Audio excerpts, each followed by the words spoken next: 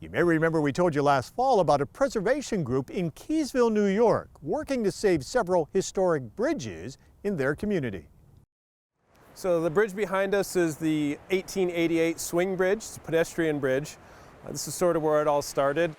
Matthew Prey started the group Save Keeseville's Historic Bridges last year after seeing the swing bridge covered with overgrowth, much like the two other historic bridges that were closed more than a decade ago, back in 2005. These are extremely rare bridges that were built during an experimental and developmental period in engineering. Prey says the bridges, all built in the 1800s, are one of a kind. They are all on the National Register of Historic Places and are considered civil engineering landmarks.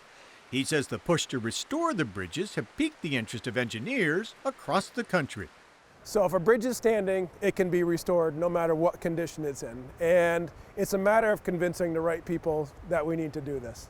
The group has worked with lawmakers looking for grant money, something both Essex and Clinton counties say is needed if the bridges are to be restored. Nobody's against the project. It's where is the funding going to come from?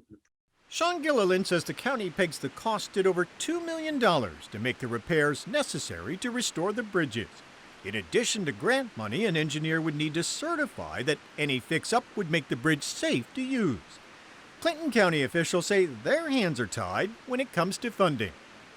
The chair of the county legislature, Mark Henry, said in a statement, while the county understands the importance of these bridges to the community, it must remain cognizant of the taxpayer costs associated with rehabilitating them.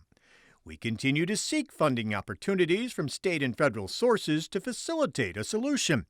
Absent this funding, he says, this will be a difficult task to accomplish.